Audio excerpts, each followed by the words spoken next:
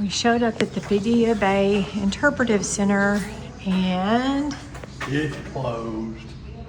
So we'll have to learn about the birds in this area a little bit later.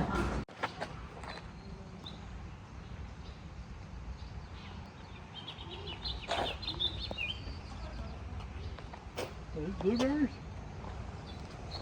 I don't know. I'm sure it's food for the birds to attract the birds and feed them. I don't know if that's what blueberries. We use the Marshlands app, and that's free, and it will identify a bird by sound or by image. It's amazing. All along here. Blackberries. All along here they have different fruit-bearing plants. It's not sure what some of them are. I recognize the blackberries. Some of these others I don't know. Are you eating a blackberry? How is it? Good? Yeah. Oh look, you can go through the forest. You can go up through the forest. See if we hear anything. Try to hear the birds.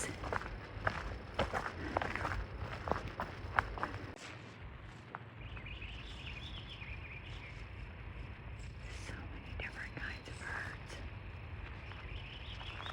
So cool. They are bigger than they look. After going through this trip, we showed 17 different bird calls were recognized on this app. Now, what app do you use, Brian? I don't know. Merlin app. It's a free app, right? Yep. And it identifies birds by their image or by their call. Yep.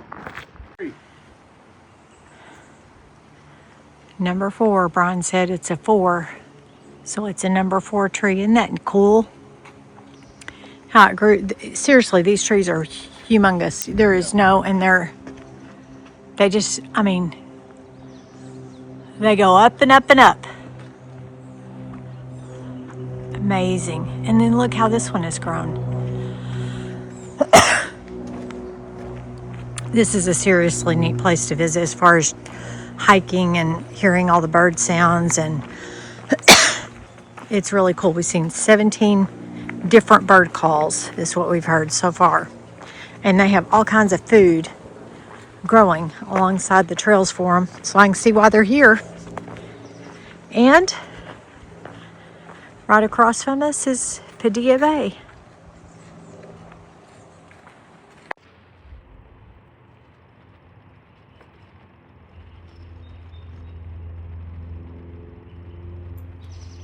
This is a chickadee, most likely a black-capped chickadee, and they are kind of acrobatic feeders. You'll see that they kind of hang upside down while they're eating.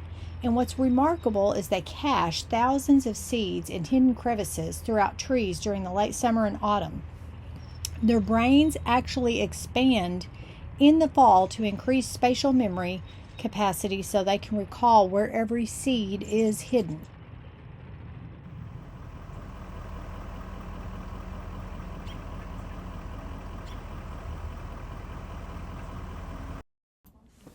Later, we went on Whidbey Island Scenic Drive, and it's a series of islands all interconnected, and it kind of starts with Deception Pass State Park. And so you'll kind of see how this turned out for us. Whidbey Island Scenic Drive, right? That's my understanding. And you do it on I-20 or Washington 20. I thought it'd be next to the highway, next to the ocean, but it's not. It's a little further inland. This is the way we're supposed to go for take the RV to the next spot too, isn't it? No. No? You'd have to take the ferry. You're on an island. Gotcha. So, when you get to the end of the island, you can take a ferry across and get back to the mainland. for a price, and we looked at it. I don't know. There's bike riding, as you can tell, on this road. Supposedly there's a lot of whale sightings. They have a Facebook group for that. There's a lot of whale sightings off the coast. The issue I'm having is trying to get over to the coast. Theoretically, it looks like there's a road there, but I don't think it goes consistently along the coast. I think there are sections where you break off. You can go next to the coast, but nothing where you just drive the coast like you do in Maine or something, or Highway 101 or something like that. So we are currently headed to Lake Clark, Fort Clark, I believe, Fort Clark State Park.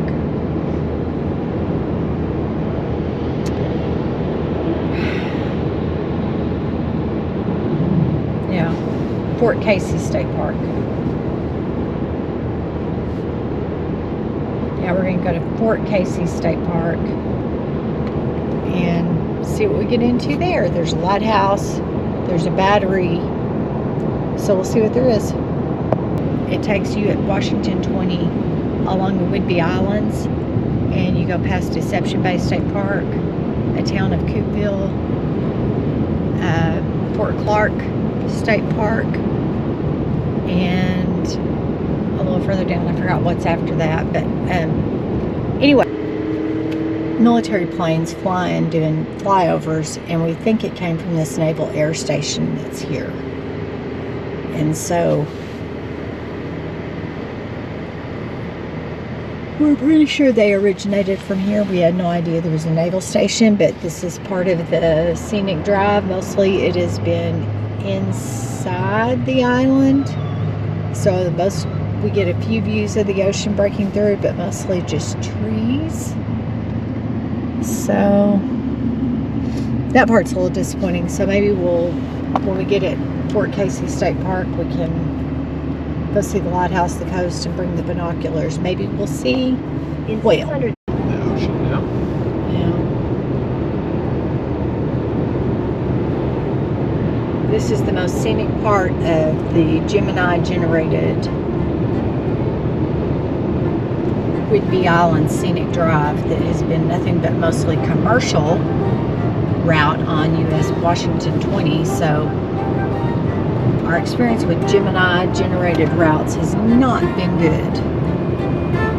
But maybe it's all in the parameters you put in it. We're not sure, but so far.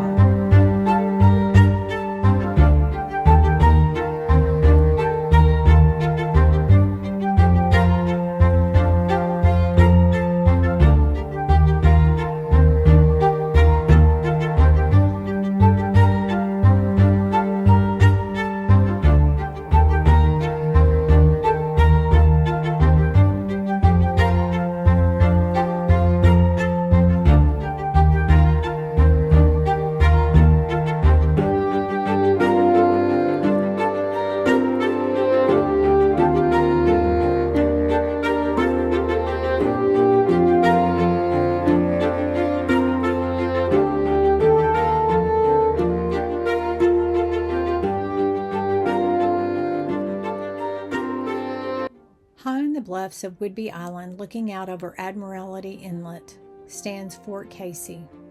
Over a century ago, this was the line in the sand. Together with Fort Worden and Fort Flagler, it formed the Triangle of Fire, a massive defensive shield designed to protect the Puget Sound from an ocean attack.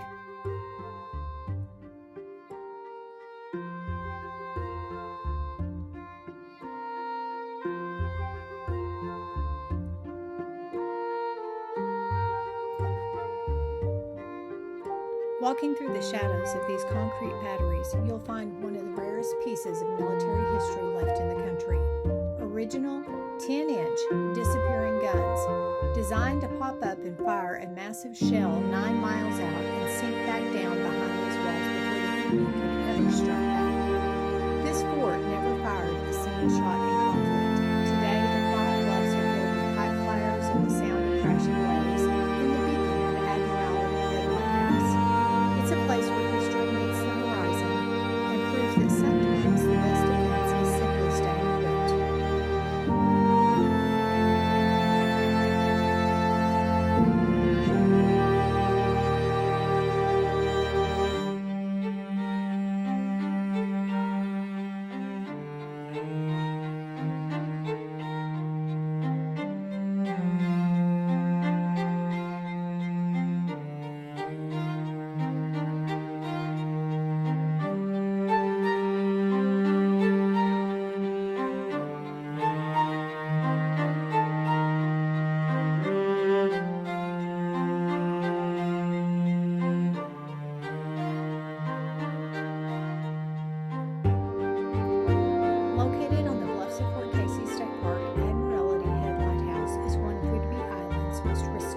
recognizable historic landmarks. It stands at the entrance of Admiralty Inlet, which historically was the primary maritime gateway into the Puget Sound, Seattle, and Tacoma.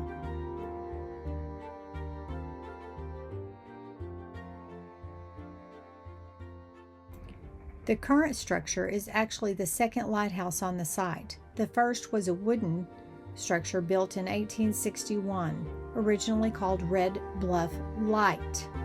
When the U.S. Army bought the surrounding land in the 1890s to construct Fort Casey, the wooden lighthouse stood directly in the line of fire for new batteries, so it was moved and eventually demolished, making way for a current structure which was opened in 1903.